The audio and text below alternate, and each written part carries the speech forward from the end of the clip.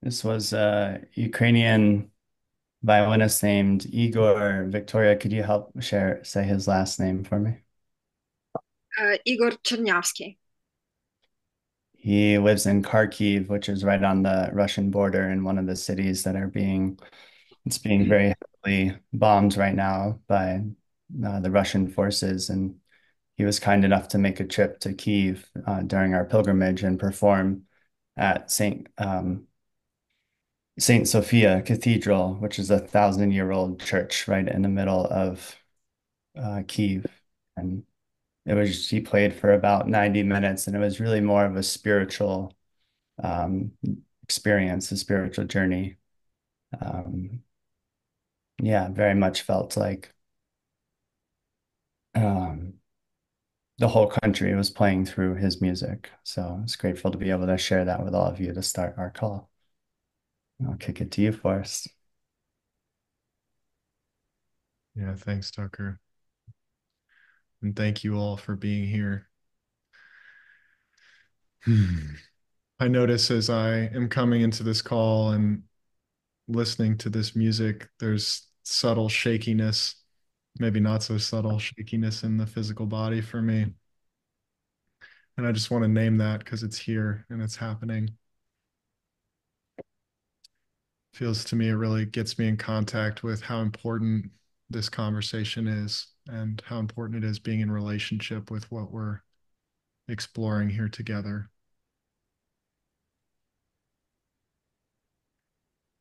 Before we started the call, Victoria and I were sort of making light of the only way you could come into this call and not feel anything is if you're totally numb or completely enlightened.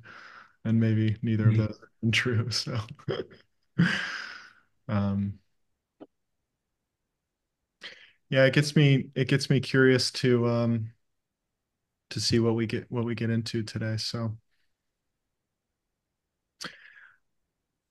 I'll say a couple of words about Our Emerging Future, which is the community and the collective that's convening this call. Simply, Our Emerging Future is a community of planetary leaders. And I have a story. I would consider everyone on this call a planetary leader. And for me, part of being a planetary leader is that we're in relationship with what's happening on our planet.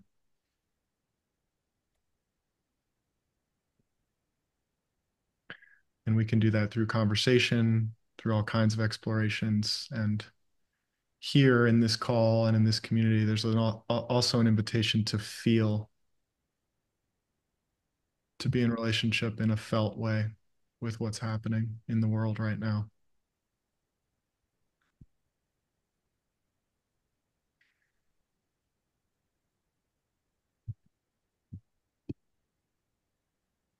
So I just want to invite you all to take a breath and open up to be in contact. with what's happening right now.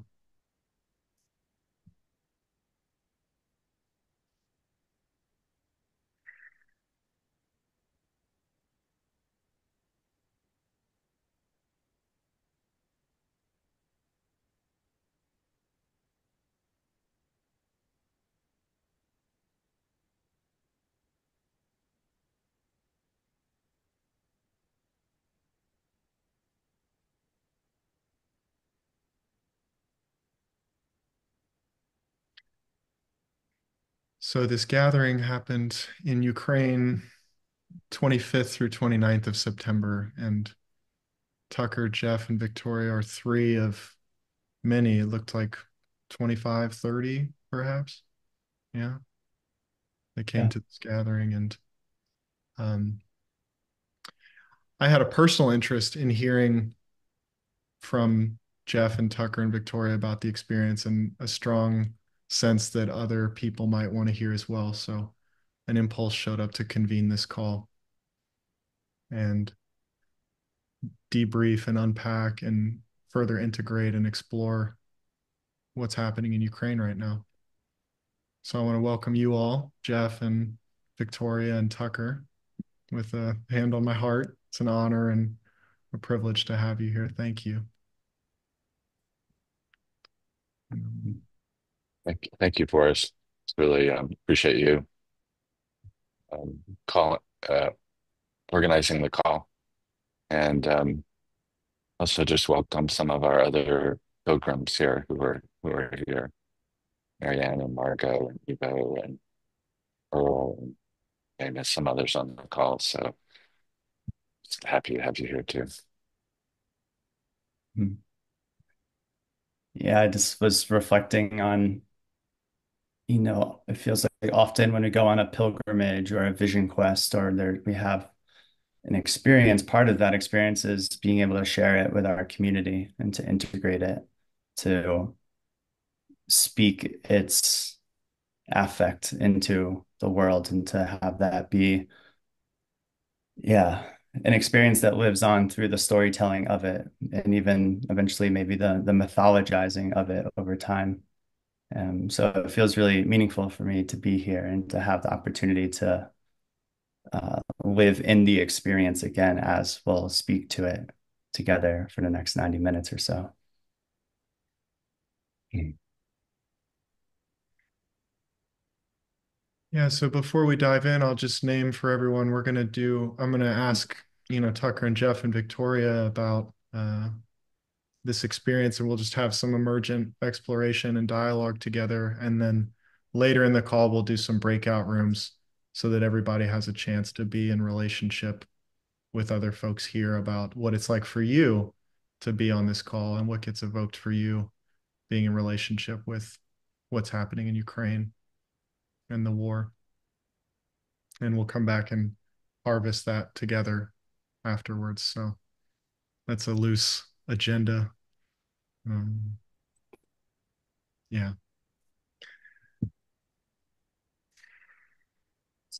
Okay. So I'm curious, Tucker, my attention's coming to you first, and I just want to invite you to bring us into your world a little bit more.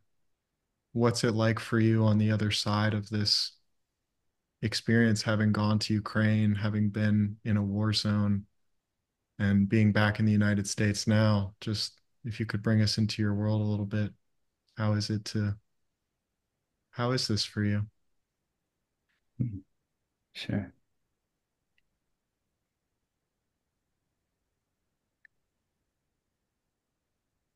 Yeah, my eyes actually keep going to Victoria and the color palette of her world. And yeah, it feels like, oh, I know these colors of the Ukrainian flag but they're not just the Ukrainian flag, they're like a flag that symbolizes freedom and sovereignty and self-expression and these deep, really meaningful values that I've been really blessed to grow up having as a default. It's like the soil that I have grown in my whole life has been sort of based in these democratic, liberal, value systems. And yeah, it almost felt like going to Ukraine popped me out of the water, like the fish popping out of the water of its own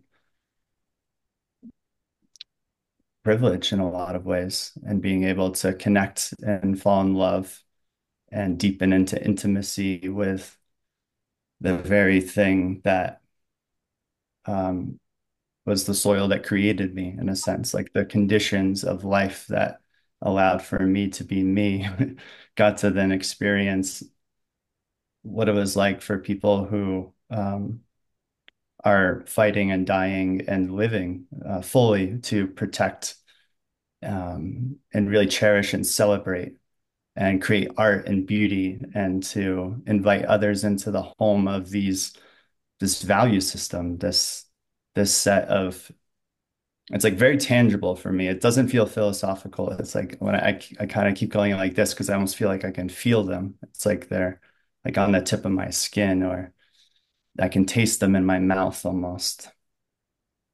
And so yeah, when I'm looking at Victoria's colors, it's like I've never loved that shade of blue and that shade of yellow and the combination of them together more in my entire life. And it's like, it's almost like when I go home to my family home, and I see like a painting on the wall that I've known since my whole life. And I just like, I love this painting.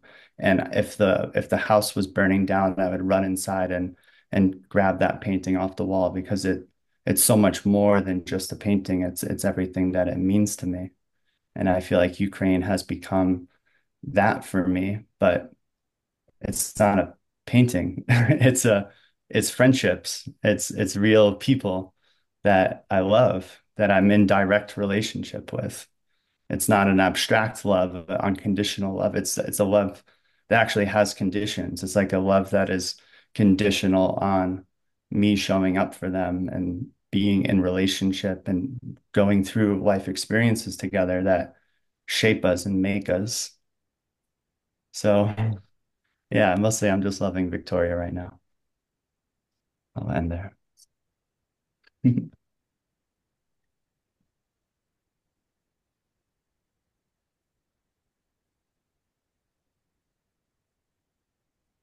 What's happening for you, Victoria? I'm just receiving all this love and care. Actually I met Geoff and Tucker for the first time in person when they came to Ukraine, and I started calling them my American angels because I felt so safe around them, and we had so much fun.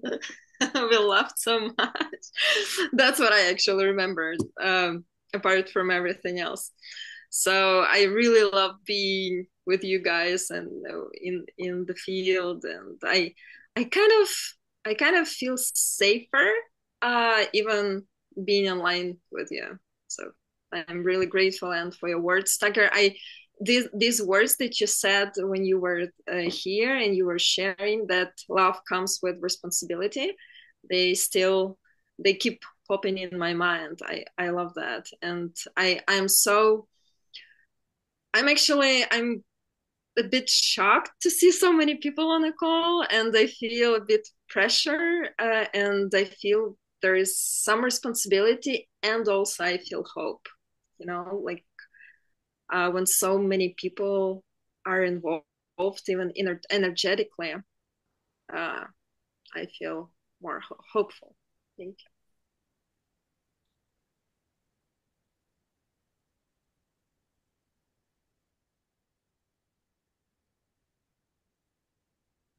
Yeah, no, now I'm with the phrase of love comes with responsibility. So I'm curious.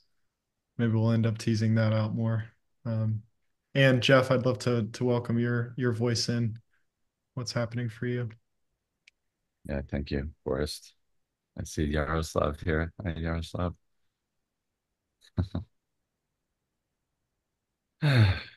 What's happening for me is I'm like on the verge of tears throughout the whole call so far, and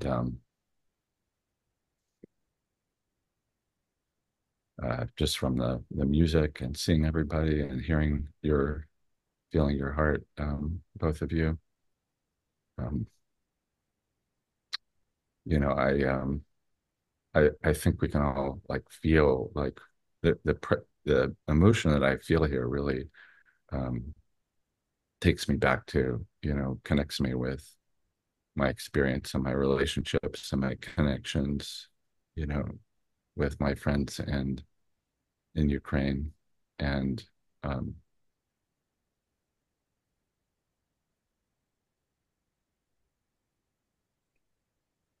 I think this is really yeah, it's really I don't know how else to say it because I'm in it and speaking from it, about it.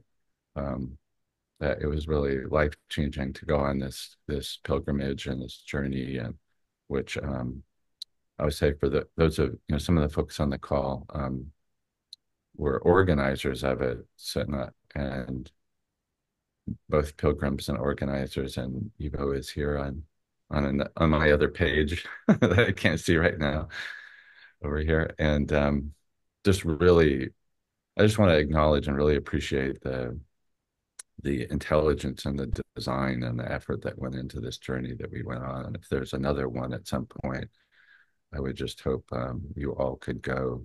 It was a really deep exploration of multifaceted, emotional, relational, cultural, philosophical exploration of this um, of what's happening in Ukraine, but also it was framed as a kind of something like if you want to go to explore the emerging future, go to its edge, go to where it's unfolding.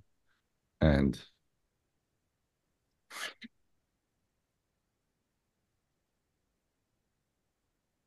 and this is an edge, uh, and and and so it was very powerful to go to the edge. I one of the experiences I had on the trip, and this is for, I think most of us here are many of us here from the US. I felt like, oh, this is this is a more intense version of what's happening here, like this confronting, you know, uh, clarification of of uh, of these kind of liberal, pluralistic values on which this country was founded, and a confrontation with something that seems like a authoritarian um, alternative, and so this confrontation that we're having here, you know, uh, I could, it's in a much more intense and obviously vital and life-threatening way in Ukraine, and to feel like what comes up in me is in the form of, like listening to podcasts and things like that, like here's a group of people who are actually physically confronting it on a day-to-day basis and with their lives, like I love you, Victoria. And I know you're like when you say you feel safer with us, I know that's real. And Yaroslav, it's like, it's very particular and personal. I don't want anything to happen to either of you. And and and I know that that exists in everybody's lives there in many, many ways. So this is like, yeah, maybe I'll just pause here, take a breath.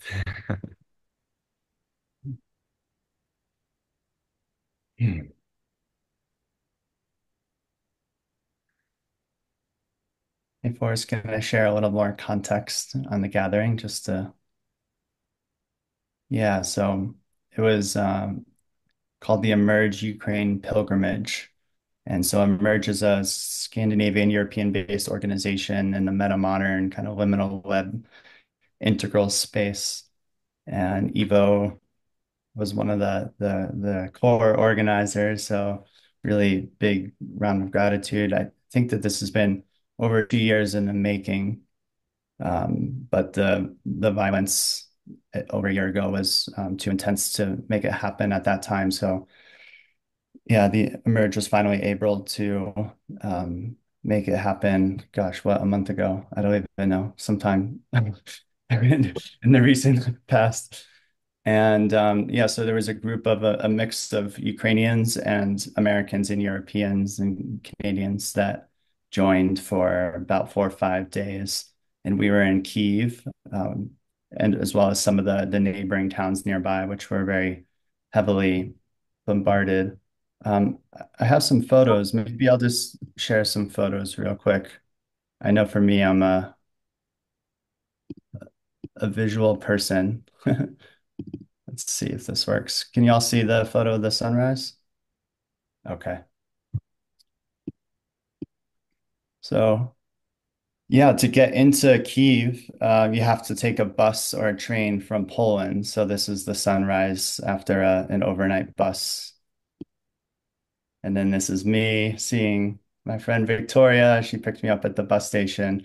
So Victoria and I have known each other for a couple of years now, and we've been having really beautiful phone calls and Zoom calls. Forrest introduced us to each other, and we developed, yeah, a really beautiful friendship. And but this is my first time meeting her in person.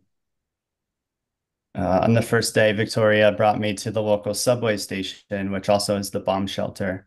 So when the air raid sirens go off, you can go underground into these tunnels to stay safe. It's Evo on the left and Nori on the right in our Kyiv Airbnb. So this is in a center of town. You'll see all over Kyiv, there's these monuments to the fallen soldiers, and they're really quite powerful. Just thousands and thousands and thousands of people who have died fighting for Ukraine. These are flags, and you can see there's American flags and different countries of soldiers of people who have come to help fight in this war. So this is a text on the first night that we got in the, yeah, 5 in the morning. It says drones are still coming and flying around the city, but hopefully will end soon. Looks like they're aiming at the energy infrastructure. And so Geoff went, he was staying at a hotel and he went into the yeah, into the bomb shelter in the hotel. And then I slept through the air raid alarms. I wore earplugs and woke up the next morning to this sunrise view, which is just Kyiv is stunningly beautiful. So many different types of architecture. The next morning we were on a walk and I came across the air raid sirens came started to go off. I hope that the sound plays. Let me know if it does.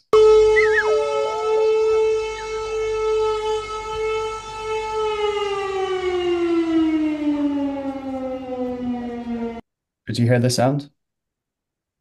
Okay. Yeah, so we were just walking and this soldier had his dog and the siren went off and then the dog just started to have basically, an anxiety attack and the soldier just like immediately bear hugged him and was is comforting him and it was just really powerful. And this was the first time that I had heard the air raid siren alarm go off and it was really a startling experience.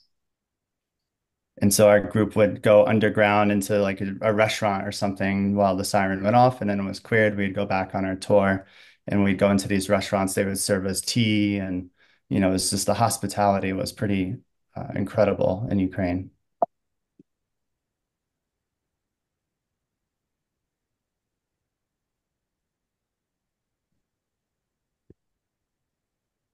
One of the things that was just so special about for me, I went to art school. I'm a filmmaker and a photographer, and yeah, just the way that Ukrainians are taking artifacts of war and preserving them and making them into these really powerful art installations. So this was an energy part of an energy factory in a different part of Ukraine that was bombed, and they just brought this giant chunk of it into the middle of one of the most hip and popular areas in Kyiv and created this really powerful art installation. This is a hipster cafe, some Banksy artwork, which was all over Ukraine. It's Geoff. Yeah, and then that we were brought to this university theater performance. So it's just absolutely phenomenal. It rocked our socks. Like we were all just stunned that these young, beautiful women were performing the story about their grandmothers and their babushkas. And my grandmother is actually Ukrainian, and so it was very special for me to be a part of this experience. This is me getting married too. This is one of the bombs outside of Kyiv that was bombed. It was actually bombed by Ukrainians in order to stop the Russians from advancing. And yeah, they what the Ukrainians did is they decided to build a second bridge to the left in order to, restore the road, but they kept this bombed out bridge again as a reminder of what happened there and to yeah, to preserve it as to not hide from the realities of war and what is happening by the Russian forces. And then all of these cars that were bombed in this town, and you can see bullet holes in them. They piled them all together and created this really powerful art installation. It was just breathtaking and haunting.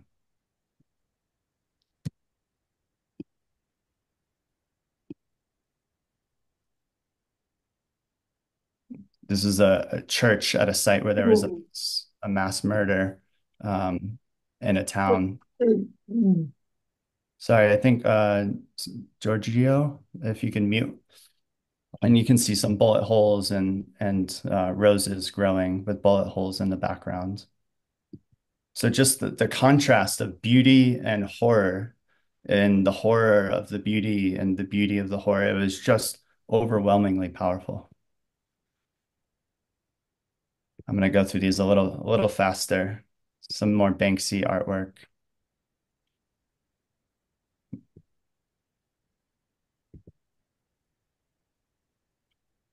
Yeah, I have some stories that maybe I'll share. This is Yulia, and she was our photographer. And yeah, she took this photo in Kharkiv of a missile passing through overhead her bedroom window. She was there visiting her father, who used to work as an engineer in a manufacturing company, and he built tanks. He built military equipment, and some of those military equipment was sold to Russia prior to the war. And now those very same tanks that he helped to design and build are destroying his city by the Russian forces. So he just is, this is just an example of the twisted, um, horrifying nature of what is happening there. This is in a hospital. You can see this missile going off right here. Um, this young woman who was the videographer on our pilgrimage. Her name is Anna. She told me that she just about a month ago or so, she got an operation, and during the middle of the operation, bombs started to fly through the skies, and the doctors decided to continue with the operation. And when she woke up, she was, coming to after the anesthesia wore off and seeing the missiles pass by her hospital window. And the crazy part about this is when she was sharing the story with me, unbeknownst to her, my father was actually in surgery back in the States getting a kidney operation. And my sister, who was on his age, um, had an operation about 2 days prior to that.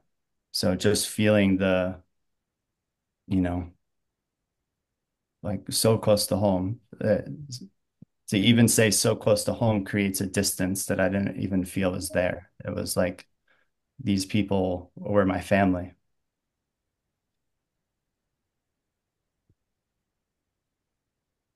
Just gonna play this short clip. I was in this church here and kind of wandered off by myself away from the group, and I went into this really beautiful building where a group of a chorus was playing. They were practicing. They weren't performing. There was nobody else in the room, and all of a sudden the air raid sirens kind of went off, and the group just continued to play.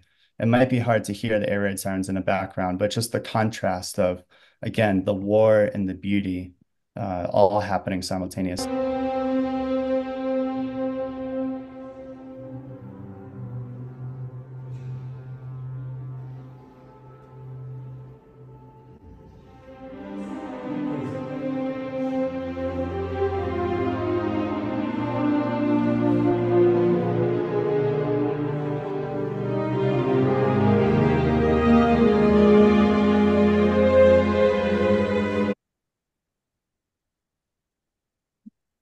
maybe come back to some of these a bit later. This is Victoria, her elementary and middle school.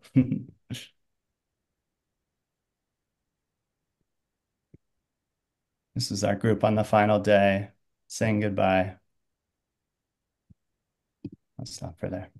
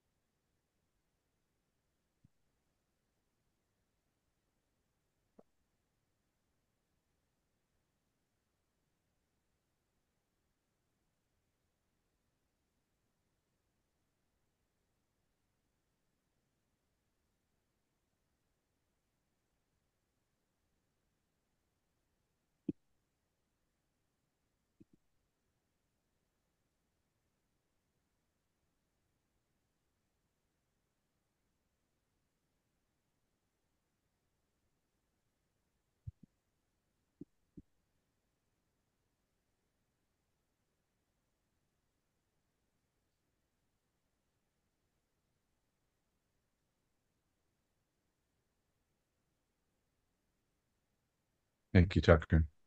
Really, that was beautiful. Lovely to see those pictures.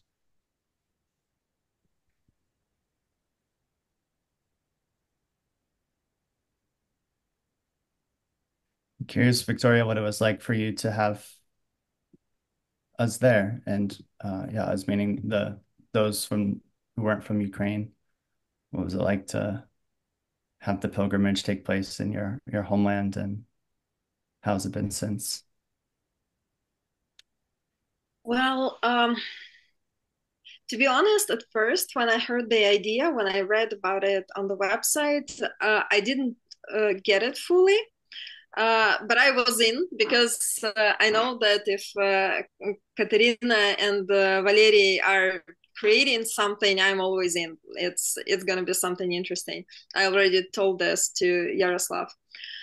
But to me, it actually turned out to be a transformative experience as well. Uh,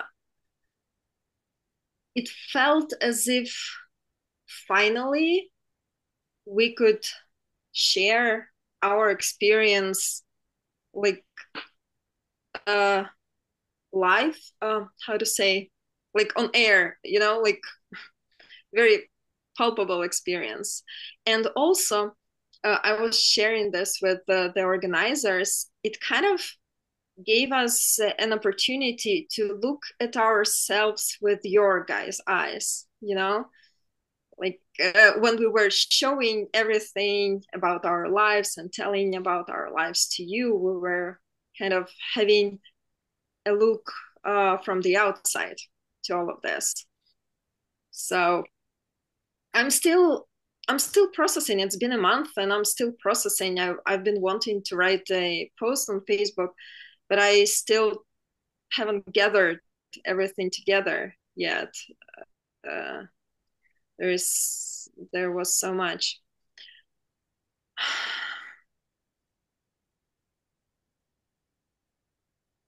Yeah, I guess that's what I have to say for now.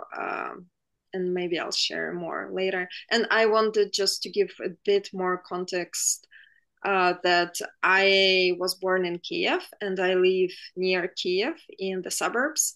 I've been here since my town Hostomel was under Russian occupation for a month. I managed to flee on the first day and I avoided occupation, but Russians entered my house several times, stole some stuff. But I am lucky that I have my house and I came back in June when they restored electricity. And since June 2022, I'm here and I traveled a bit, but I've been here. I've been with my nation, as loud as it sounds. And we were sharing with the others in the group that to some of us it feels as if we are holding space for Ukraine, or holding field, whatever it is called, that it is important for us, well, for me, to be here. Yeah, that's it for now. Victoria, why is it important for you to be there? To Can you hold this share? field, to hold Yeah. this field. Yeah. Yeah, that's what I was like. Recently I saw in the news. I saw it before, and I saw it again. There are girls, women in Bucha. You've been to Bucha, you already know that it's my neighboring town. So there are women in Bucha who are who have normal jobs during the day, and during the night they work. Well, work. They help take down drones and missiles. They're called Ukrainian witches, I think, or witches of the night, something like that. Their battalion. And I saw this on the news, and I was like, I felt ashamed that I'm not with them. Actually, I was like, these girls are literally protecting me during the night when I'm like the explosions that I'm hearing. They are doing this, and they are moms. They're not military women. They're just as normal people as you and me. But at the same time, I was thinking, I was saying to myself that I'm also doing an important job here, holding people and holding the field and doing what I can in my field. So that's what feels important. Somebody has to be here to hold this space. Uh, yeah, because if everyone leaves, there won't be country anymore. There won't be anything to defend, right?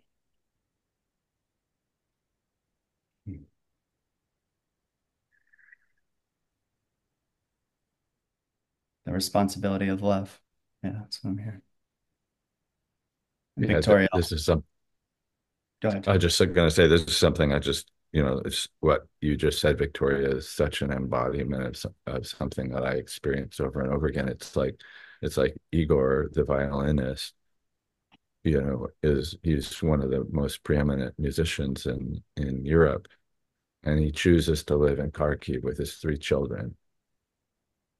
Like, so he chooses to stay there, and he's you're offering your love through your practice, through your support for people. Through Victoria is like helping Ukraine's nervous system regulate. She does craniosacral work and does it remotely for people who are fighting in the war, and you're doing profound work as Igor is, and but this is just this yeah, this stand that you take to live your lives and to not let this interrupt your lives and to interrupt um, life. Um, it's very powerful. It's a when I came back, so I was on a call. I think this is a call with one of our emergent facilitator calls. I don't remember what it was, but maybe Danielle and Monica, you remember. But somebody asked me you know, um, what it was like, in the trip, and I was kind of too close to it at that point to really say much. But I had everyone on the call stand and feel like let courage come into your body, the feeling of courage, and and then add to that the feeling of like mental toughness, like you'll do whatever it takes, and then like a little bit of defiance. And I just had people just feel all of that in their body. And I said, that's what it's like to be Ukrainian. Yeah. So learned so much from that, right? Like I think, it's part of the, so much of the challenges that we have in here in America are challenges of plenty, of what it's like, like falling asleep in the midst of our safety and privilege. Not that we're all living in that kind of circumstance, but it was a real awakening to me to that we really do have to we have to defend, what's right and good and true and beautiful, um, and uh, and that's part of our responsibility. And yeah, and to bring our energy to life in the way you all are. I want to add just one ingredient, or maybe two, to the cocktail Please. that you named. Uh, you really need to add there deep exhaustion, Mm, because that's actually what I was feeling, have been feeling in the morning now, whenever I'm connecting to my body, especially after several nights of bombing mm, or explosions. mm. I feel so exhausted. And I believe that most of us do, if we let us feel, because Yeah, I I really believe that, well, we are culturally dissociated from our bodies, and war also adds to that. And I believe that some people cope with it just by dissociating and jumping into action, and they just run and run and do whatever it takes. But knowing how psychosomatics works, I'm afraid that right after the victory, there will be a lot of illness, sickness, like people will be letting it out of their systems if they hold on for too long. So my path here is choosing to feel, choosing to be with my body. But sometimes I question this choice because it's really hard. It's mm, bloody hard. And this morning I felt it so much. I was exhausted and angry, and I even wrote this little speech, and I thought that I would be showing up as exhausted and angry. But during the day, I did some practices and kind of calmed down a bit, and then I saw you guys, and then I again started smiling and all of that. But now that you were mentioning this what it takes to be, what it feels to be a Ukrainian, I would really add exhaustion to that. yeah. Thank you. I was going to add an ingredient as well, and it makes perfect sense when it's paired with exhaustion, which is bluntness. I feel like maybe what I experienced was due to that exhaustion. There's not time to beat around the bush or make niceties. It's kind of like we need missiles and we need money, and we need it yesterday. Are you in? Are you out? Yeah, I feel the intensity like just surging in my body as I say that. Like it's an intensity that could rip somebody's head off in rage. But if it's just slightly redirected, it could lead to like this immense clarity and courage. And I feel the Ukrainians that I was in relationship with, like Victoria, are just embodying that so exquisitely, like masterfully for all of humanity, not just for me. This is like it was like the whole universe was learning about itself through being in relationship with Ukraine.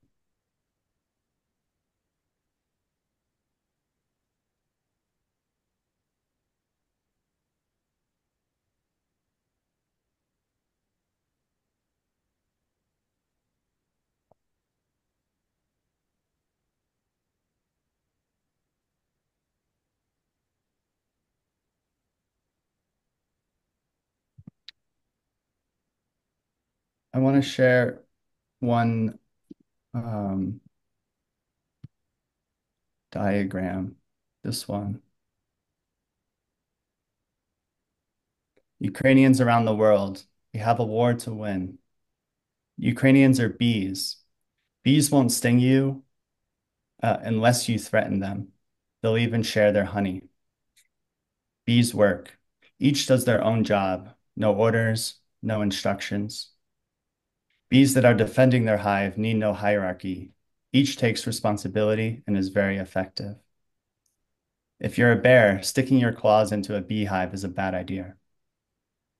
Bees thrive in open fields of yellow sunflowers under a big blue sky. Mm.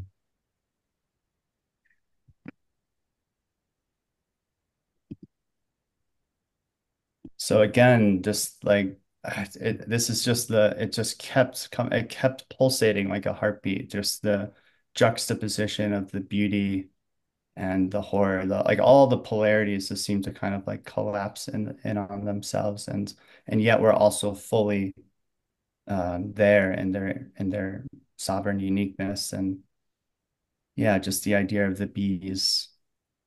Um, yeah, just the way in which like yeah, when I experienced Victoria a couple years ago when we first met, sharing when like at that point the Russian forces were much more closer to Kyiv, and she was really in the possibility of her life ending at any moment. And from that, Victoria, this is how I experience you. So let me know if it's different on your end, but feeling like a new form of consciousness was arising in and through and as you. And there was like this beautiful kind of rising to the occasion of death's door and showing up fully as life. And somehow they can only coexist together, perhaps. Um, and just like holding that alongside the intense agony and pain and suffering and rage that is also there simultaneously is like really uh,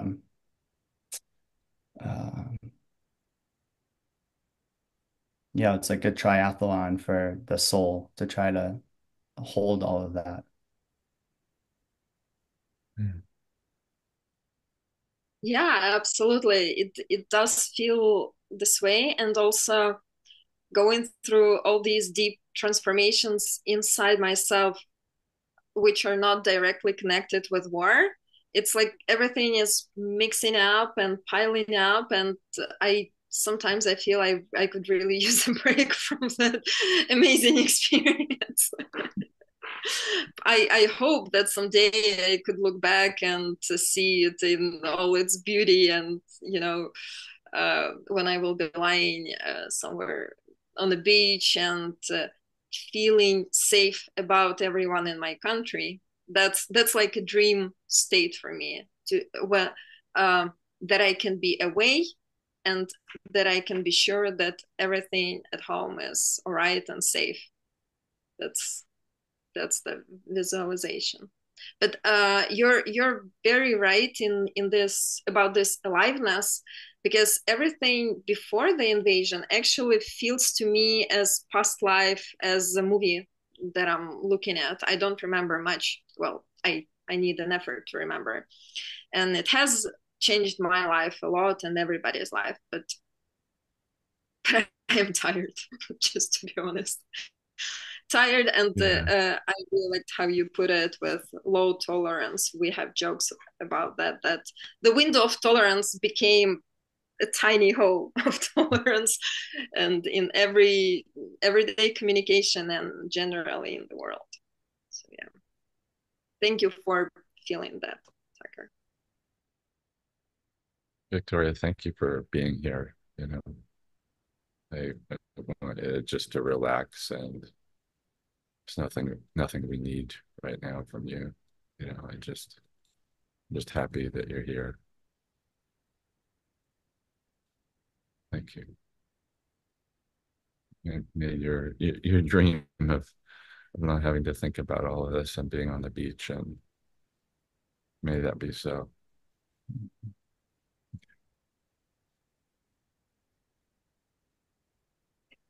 Yeah, so many for all of us. You know, so many places in the world where this is the dream. So Hmm.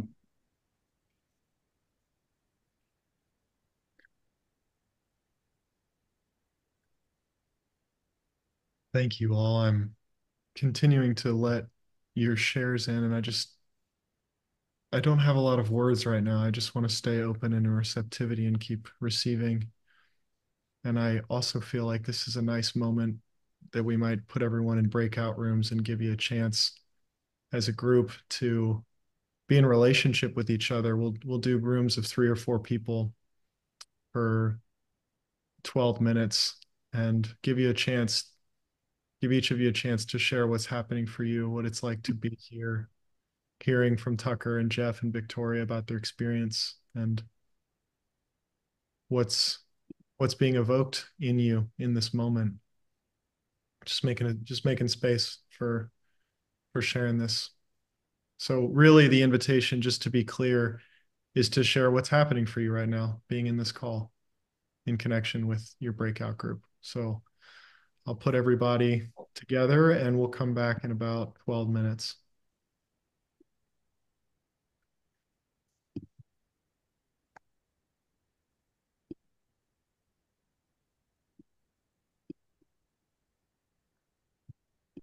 Geoff, do you need to go too? I remember you said that you will have only an hour. No, I'm good. Yeah.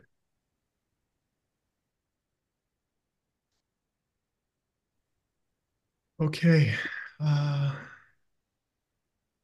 got them set up, so enjoy everybody. We'll see you back here in 12 minutes.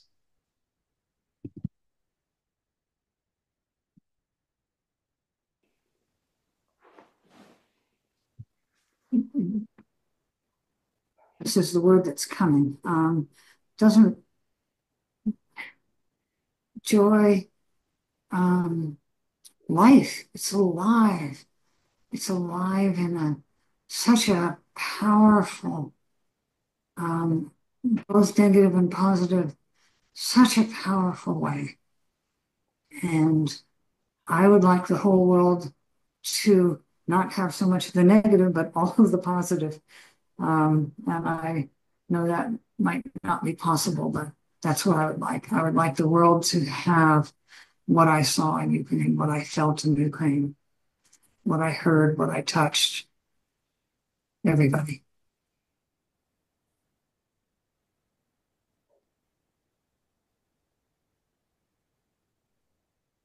Thank you, Marianne. That's beautiful.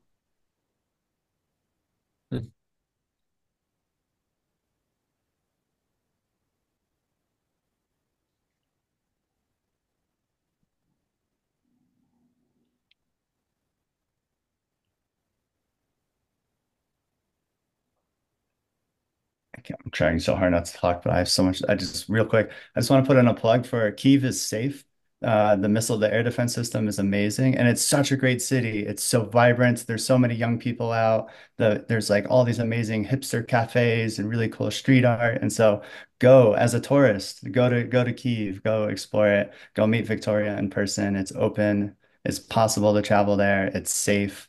I literally felt way safer there than I do in Denver, Colorado, like exponentially safer. So did I, Tucker. Um, there's so much I can say, but I'm just going to say one thing.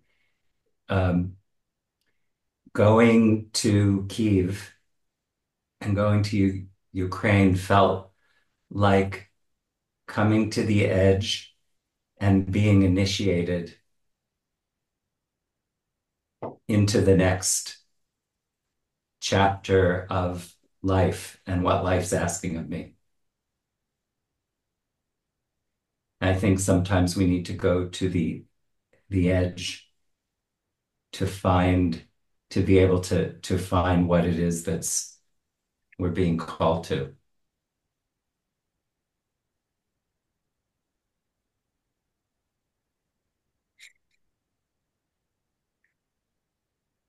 Fucking truth.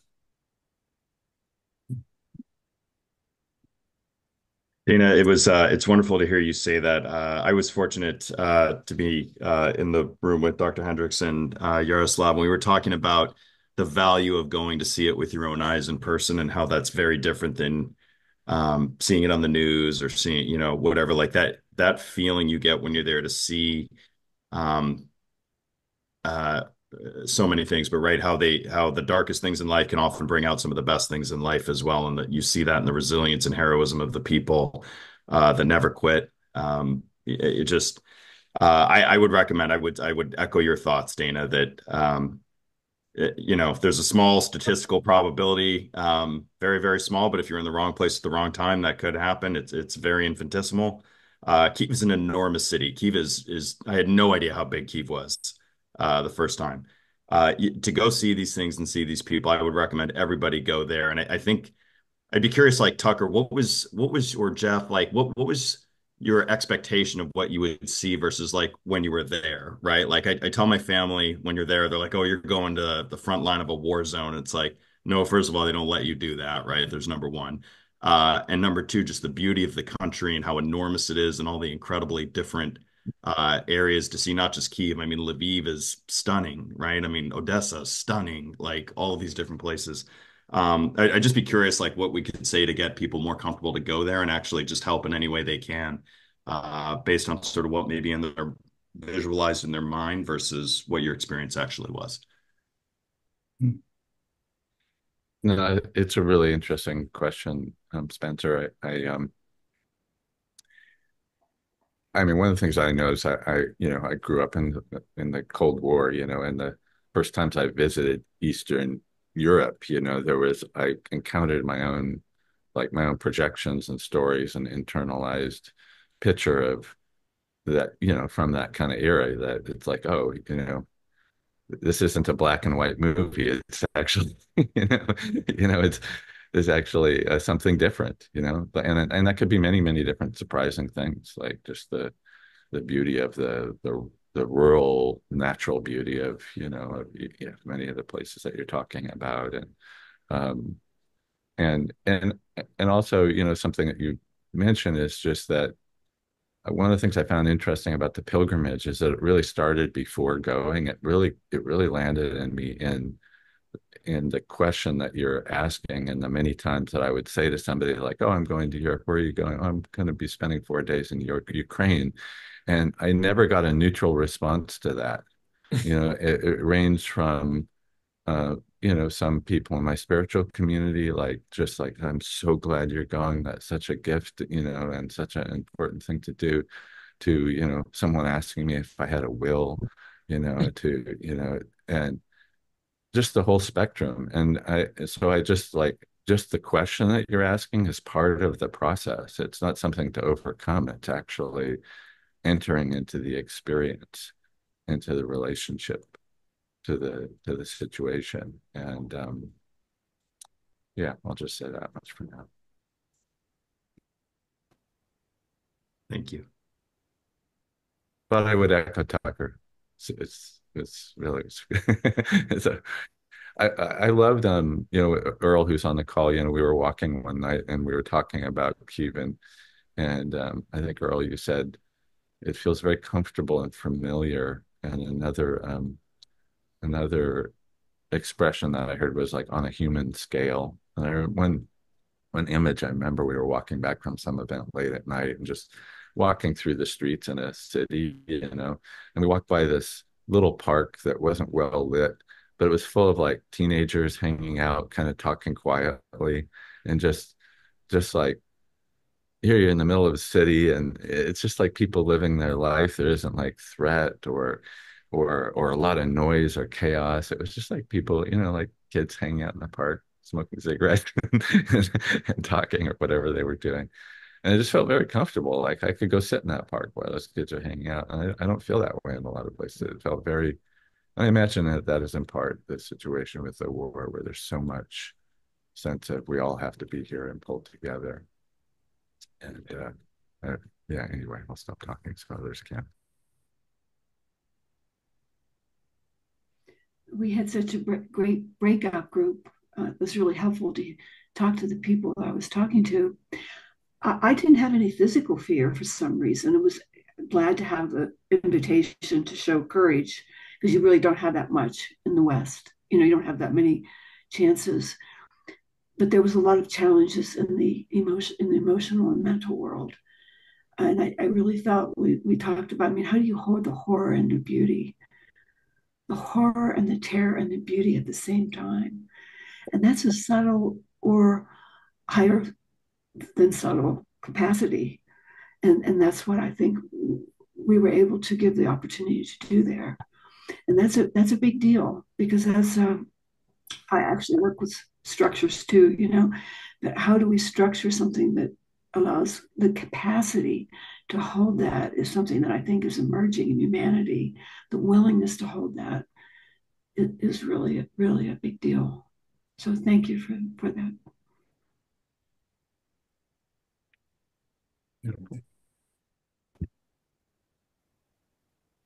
Thank you, Margot. I'm hearing this collective theme across a lot of people who've spoken that they're not left with the dark side of anything of the war or, some of the horrible things. What they left that country with was the exact opposite, which sounds like light and inspiration from the likes of Victoria, right? And the likes of Yaroslav. And Victoria, I know for a fact, they don't just hand out those flags in your background on your wall there for nothing, and you don't buy those at a store. You have to do some majorly positive work for a specific unit to get a flag like that signed by all the members of the team, and just you won't find a brighter, more inspiring place on earth. I know it sounds totally ironic, but anybody who made the pilgrimage and has been there, that's what I'm hearing is a collective theme, and it's remarkable. So thank you all for having the courage to go and continue spreading the word and helping. I just add that I don't know if that necessarily, I totally agree with what you're sharing, and that doesn't negate or eliminate the horror and the evil. Like really, that word evil actually feels a lot more real after Ukraine. Um, yeah, yesterday I was texting with Victoria and I used the word conflict, the Ukrainian conflict, and she asked me to not use that word because conflict is kind of like when two people get in an argument, and she asked me to use the word war. And even just those really subtle nuances of our language of like, this is a dictatorial, imperialist superpower that is bombing the shit out of a country that, is living its sovereign, independent expression in the world. And yeah, I find it very challenging right now to be in relationship with that in the context of American politics, given what's happening in Israel and Palestine, and how complicated, messy, and murky, and the history, it's very entangled. And it just feels like there's a different, it's the Ukraine-Russia situation feels different in many, many ways. And it feels distinct. And I think it's a mistake to lump both of those conflicts into some sort of like military industrial complex narrative that kind of just broad brushes a paint, the paintbrush in a way that really lacks the nuance of what's happening in these different contexts. And yeah, so I pray that as Americans, even if we don't feel called to be involved in the day-to-day news of what's happening in Ukraine, that we can at least hold the possibility that something very distinct is happening there from other conflicts that America has gotten into in the past. And that distinction requires us to show up differently, to vote differently, and to stand for something differently than perhaps we have in the past. Yeah, I want to jump in um, and elaborate on that. One of the speakers talked about this invasion is part of like I guess a track record, like a history of what they called negative sum games. We're used to like a zero sum game where like somebody benefits, somebody loses, or like positive sum games where like both sides benefit.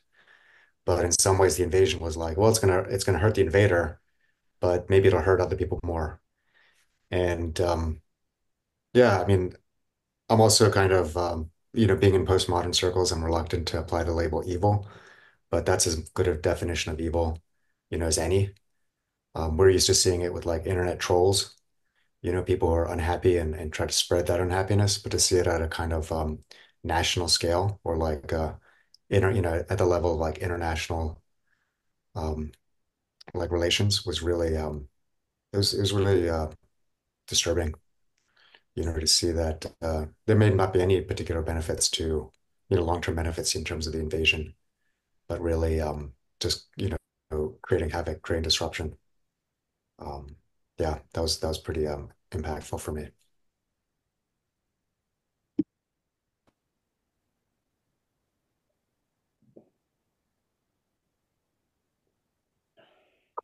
I'm noticing that we've got just a couple of minutes left here in the formal time that we've scheduled for the call, and I feel a tear in me because I want to keep going and just keep listening. I imagine we could be here for hours and days and weeks continuing to share and come more into contact with the word essential came up in our breakout room. What's really essential in life? And I shared one thing in the breakout that I want to name to the group, which is that I have many memories of when I first met Victoria and and asking her to leave Ukraine. I remember being saying, Victoria, I would really like for you to leave Ukraine. That would make me feel better. And she would tell me no and explain to me why. And we would continue doing this. I would ask her to leave and she would tell me no and explain why. And at some point I really let that in and finally got it and stopped asking. Although in some way that also felt important. But um, I know there are people on this call who are from Ukraine and have family in Ukraine but may not live in Ukraine. I know there are people on this call who have loved ones in Ukraine, and we talked to you on the phone, and it's it's it just it bring the word interconnectedness comes up to me. Like we're not separate from anything ultimately, and we're certainly not separate from what's happening in Ukraine right now. So I just want to name this. And so we have a minute left, and I'll keep the room open for a while. We can do some after flow, after hangout and continued shares unofficially. But before we do that, I just want to check with Victoria and Geoff and Tucker and see if there's anything you want to share before we conclude for today. Yeah, thank you, Forrest, and thank you, everyone. I have to jump off because I have a hard stop here. So I just want to say thank you, and that it's really important that we do everything that we can to help Ukraine win the war. It's a fight not just for their own sovereignty, but also a fight against tyranny and imperialism. And I offer that just as from my own heart, for however you want to take that. But I thank you so much, and offer so much love to my friends here. And so I'm going to step off, but thank you so much. Bye. Thanks, Jeff. Thanks, Geoff. Thank you, Geoff. I'll just add to Jeff that one part of the war is a literal culture war. We use that term a lot here in America, but in Ukraine, Ukrainian culture is being intentionally targeted by Russia to try to kill the language, kill the history, kill the art, kill the theater, the music. And so my invitation, in addition to writing letters to, support the Ukrainian war, is to also support and lift up Ukrainian culture, Ukrainian art, Ukrainian beauty. Um, Listen to Igor's music or take in maybe we can share some links after the call. Yeah, Just a that moment would to be good. be with the Yeah. beauty of Ukraine.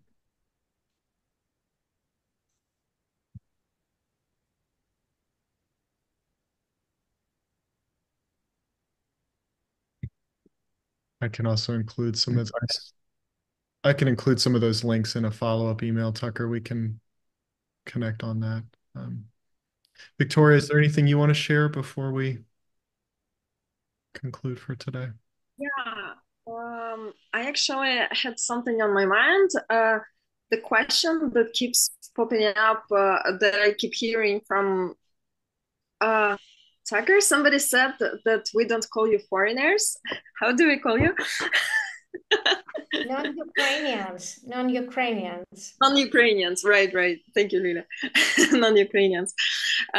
Friends, Ukrainian friends, right? So I keep hearing a question how to help Ukrainians, how to donate, and something that I had in my mind that if you have a Ukrainian friend, please remind them to take care of themselves and to, if you can, um, how to say, if you can support them in this, please do. Like if you it because many Ukrainians, many conscious Ukrainians donate a lot of money to the army, to everything, and they just leave like basic coverage of their needs, and they really forget to take care of themselves, like simple things like massages, I don't know, sleep, and good food even. So, and also Ukrainians will never tell you that they have troubles, that they're they don't feel well. So if you have Ukrainian friends, please support them with their self-care, if you can offer something to them. That's something that I thought of.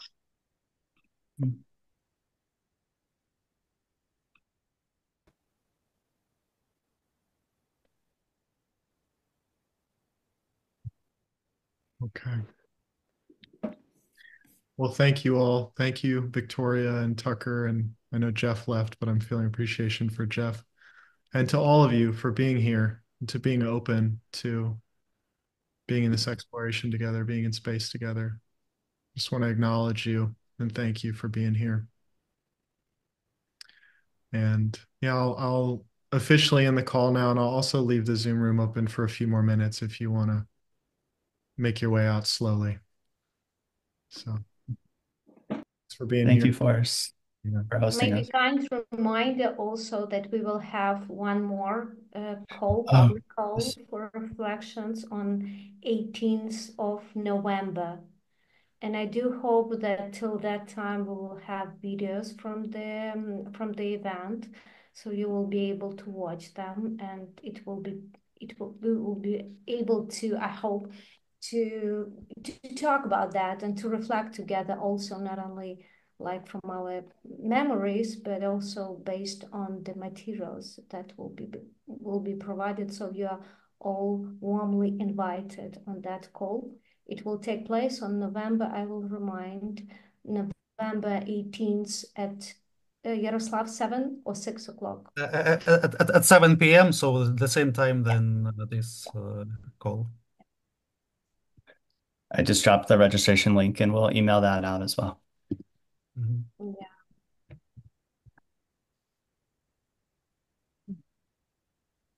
Thank you, everyone. Bye-bye. Thank you all.